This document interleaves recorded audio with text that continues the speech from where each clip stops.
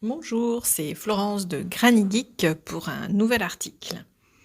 Effacer ses traces sur le net, une gageure. Vous surfez sur Internet, vous allez sur des sites publics ou privés.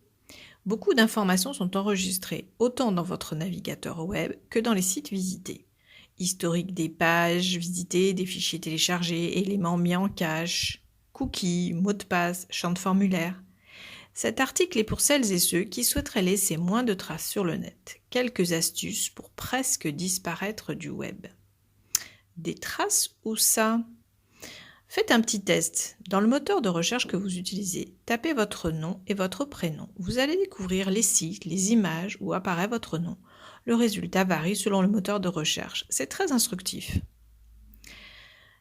Supprimez l'historique de navigation et naviguez sans laisser de traces. Vous trouverez dans cet article tous les moyens sur Chrome, sur Internet, sur Mozilla, sur Safari pour effacer l'historique de votre navigation.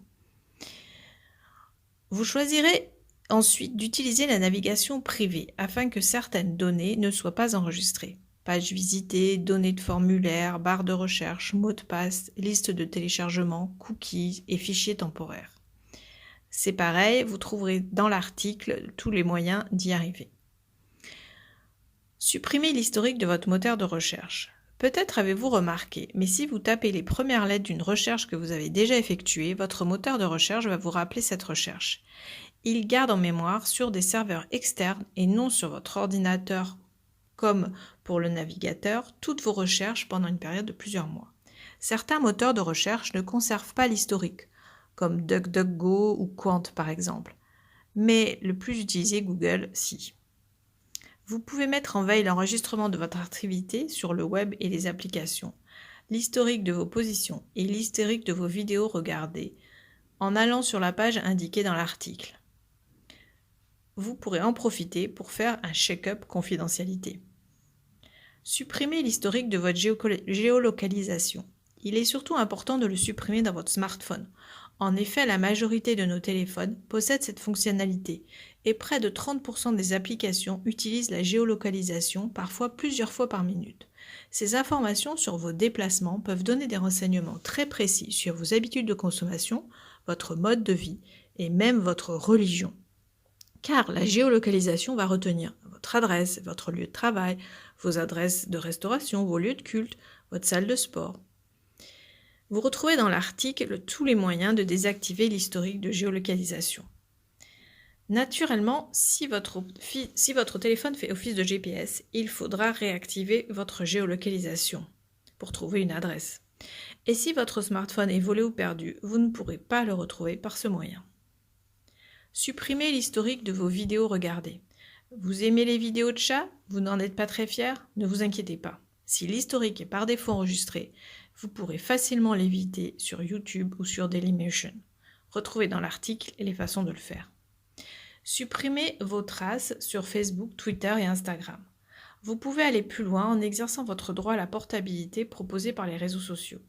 Ainsi, un simple bouton permet de télécharger et de visionner les données depuis votre navigateur. Sur Facebook, mais attention, supprimer vos comptes de réseaux sociaux va également désactiver vos accès à d'autres sites sur lesquels vous vous êtes inscrit avec votre compte Facebook. Par exemple, TripAdvisor, vos applications de jeux, Pinterest, Candy Crush, Jenga Poker, etc. Sur Twitter, vous pouvez également effacer toutes vos traces, ainsi que sur Instagram et sur Snapchat, etc. Supprimez l'historique de vos achats. Par exemple, Amazon conserve toutes les traces de vos achats. Vous pouvez déjà désactiver l'historique de navigation de votre compte, mais vous ne pourrez pas supprimer l'historique de vos commandes sans supprimer votre compte. Désabonnez-vous des mailings publicitaires ou des newsletters. Attention, pas celle de Granny Geek, sinon je vous rappelle. Cliquez sur le lien de désabonnement situé théoriquement en bas de chaque message. Il faut parfois le faire plusieurs fois pour que cela soit pris en compte. Si jamais vous n'y parvenez pas, déclarez comme spam en cliquant droit sur le message. Au bout d'un moment, votre navigateur va les bloquer automatiquement. Vous pouvez également remplir le formulaire de droit à l'oubli de Google. Conformément à la loi européenne, Google propose à ses utilisateurs un formulaire dit de droit à l'oubli. C'est-à-dire que vous pouvez demander à faire disparaître des résultats de recherche certains liens menant à des pages vous concernant, par exemple un article diffamatoire, mensonger ou obsolète. La procédure est longue et complexe, il faut signaler lien par lien, avec une petite explication pour chacun et elle est aléatoire. Google peut invoquer des raisons, notamment du droit à la diffusion d'informations au public, pour refuser d'accéder à votre requête. En clair, ce n'est pas parce que vous avez commis une négligence que vous regrettez que celle-ci pourra forcément être oubliée. Votre demande devra être accompagnée d'une copie numérique de votre pièce d'identité. Et si je meurs? Bon, ce n'est pas gai, mais cela peut arriver. Récemment, j'ai reçu une notification Facebook qui m'annonçait l'anniversaire d'un ami décédé il y a 3 ans. J'ai trouvé cela extrêmement glauque. 3 détenteurs de comptes Facebook meurent par minute. Mais que deviennent leurs comptes? En général, à notre décès, notre moi numérique continue d'exister à travers notamment les réseaux sociaux, les blogs, les sites internet. En attendant, Twitter, Snapchat, LinkedIn peuvent supprimer les comptes d'une personne disparue à la demande d'un proche. Seule condition, il devra justifier de la mort en fournissant un certificat de décès. Sur Instagram, vous pouvez de votre vivant désigner une personne qui pourra demander la clôture du compte ou demander à le passer en compte de commémoration. Ainsi, vos photos resteront visibles, mais plus aucune interaction sur votre profil ne sera possible.